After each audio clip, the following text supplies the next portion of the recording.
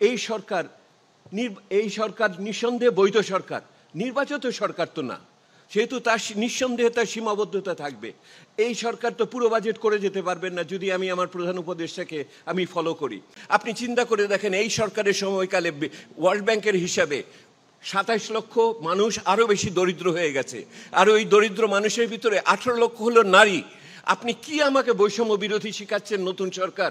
এই সরকারকে এই বাজেটে বলতে হবে গত সময়ের থেকে ভিন্ন কি তারা করলো। ওই 2 টাকা বাড়িয়েছে এখানে, 4 টাকা কমিয়েছে এখানে, এই আলোচনায় মন ভরবে না।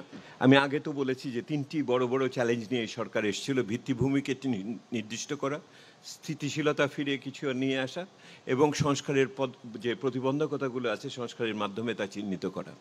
কিন্তু আপনি দেখুন কি ঘটনাটা ঘটলো। এটা তো প্রত্যাশার অংশ ছিল। ডক্টর মঈন খান বললেন আলাপ আলোচনা কতখানি সীমিতভাবে হয়েছে। আমি তার 2টো উদাহরণ আপনাদের বলি। জাতীয় রাজস্ব বোর্ডের চেয়ারম্যান মহোদয় বসা আছেন, কমিটির প্রধানও এখানে বসা আছেন, ওনারা কাজ করেছেন। আমার শ্বেতপত্রেও বলা হয়েছিল যে এটাকে 2 ভাগ করা হোক, যারা কর আহরণ করে আর যারা কর নীতি করে তাদের একসাথে থাকা উচিত না, এখানে স্বার্থের সংঘাত হবে। একটা ঠিক কাজ আলাপ আলোচনা ব্যতিরেকে যেই কমিটি রিকমেন্ডেশন করেছিল তারকে ঠিক মতো পরিপালন না করে যদি আপনি বাস্তবায়ন করতে চান, আপনার যেই দুঃখজনক পরিণতি হয়েছে তাই হওয়ার কথা। ঠিক কাজও যদি আলাপ আলোচনার মাধ্যমে সকলের সাথে কথা না বলে যদি করেন তাহলে এইরকম পরিণতি হবে। আরেকটা উদাহরণ দিই, এই যে স্টক মার্কেটের এখন এই যে জীর্ণদশা, এবং এটা আসলেই মৃত পায়।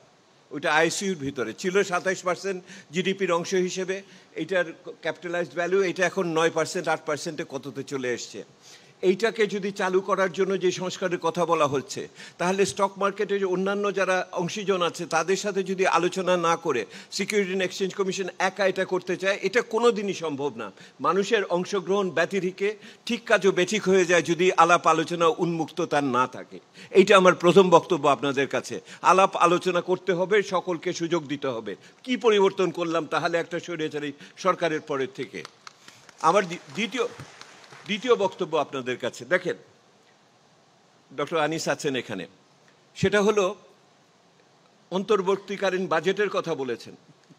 অন্তর্বর্তীকালীন বাজেট কি? যেই বাজেট নিয়ে কাজ করছেন এটা তো পতীত সরকারের বাজেট। এই পতীত সরকারের বাজেট নিয়ে আপনি প্রথমে ওটাকে ওই যে প্রাক্কলন করেছেন, রিভাইজ করেছেন জানুয়ারি, ফেব্রুয়ারি, মার্চ মাসের দিকে এসে, এপ্রিল মাসের দিকে এসে, কিন্তু কাঠামোগত কি পরিবর্তন করলেন? ওই প্রাক্কলনের লক্ষ্যমাত্রা। আপনি এক্সামশন ছাড় দিবেন না বলতেছেন, কাকে ছাড় ছেড়ে দিচ্ছেন? কোথায় আপনি ভর্তুকিতে রাখছেন? কোথায় ইন্টারেস্টের কোথায় দিচ্ছেন? কে বলতে পারবে আপনি কি স্বচ্ছতা দিয়েছেন? আমাকে বলুন তো দেখি। ওই একটা স্বৈরাচারী সরকারের সময় যে স্বচ্ছতার অভাব, কীভাবে করের ভিতর থেকে কিভাবে নিয়ে গেলেন? ওই পতীত সরকারের এডিপি ছিল, ওই এডিপির থেকে কেমন করে কমানো হলো? ওই মেগা প্রজেক্টগুলোর যে অতি মূল্যায়িত ছিল, কোথায় টাকা কমিয়েছেন? আমি তো আবার মেগা প্রজেক্টে টাকা অলোকেশন আমি দেখতে পাচ্ছি। আপনি ওখানে কিভাবে সামাজিক সংস্কারের অংশ হিসেবে কি ধরনের প্রজেক্টকে নতুনভাবে স্থান দিলেন? কত নিন্ধি মারাতে হলো না?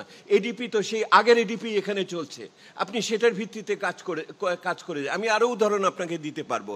অপরদিকে আপনি দেখেন যেই বাজেট করতে যাচ্ছেন, এই বাজেট তো এই সরকার নিঃসন্দেহে বৈধ সরকার, নির্বাচিত সরকার তো না, সেহেতু তার নিঃসন্দেহে তার সীমাবদ্ধতা থাকবে।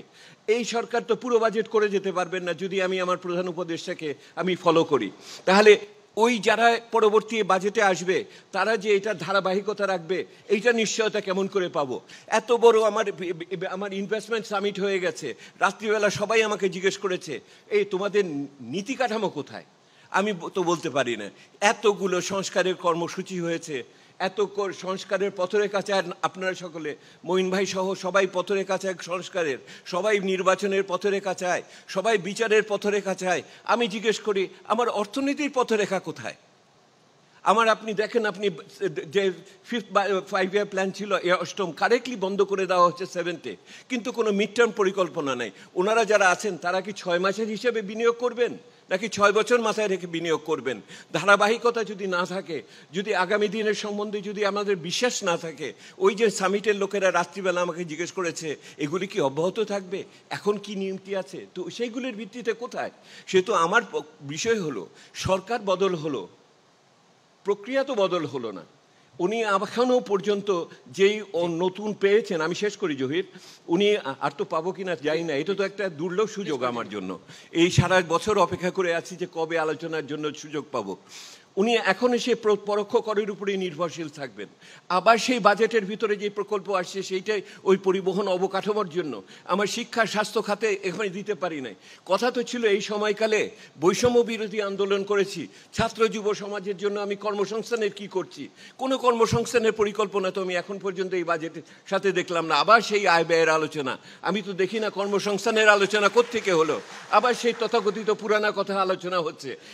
এই আলোচনা যদি 2 বছর আগে হতো একই রকম লাগতো। এইটা তো আমি মানতে পারি না। আপনি চিন্তা করে দেখেন, এই সরকারের সময়কালে ওয়ার্ল্ড ব্যাংকের হিসাবে 27 লক্ষ মানুষ আরও বেশি দরিদ্র হয়ে গেছে, আর ওই দরিদ্র মানুষের ভিতরে 18 লক্ষ হলো নারী। আপনি কি আমাকে বৈষম্য বিরোধী শিখাচ্ছেন নতুন সরকার, যারা যে বৈষম্যতে আমার দারিদ্র বৃদ্ধি পায়, আমার নারীদের উপরে অত্যাচার বৃদ্ধি পায়? তাহলে আমি কি পরিবর্তন করলাম? এই সরকারকে এই বাজেটে বলতে হবে গত সময়ের থেকে ভিন্ন কি তারা করলো। ওই 2 টাকা বাড়িয়েছে এখানে, 4 টাকা কমিয়েছে এখানে, এই আলোচনায় মন ভরবে না। ধন্যবাদ।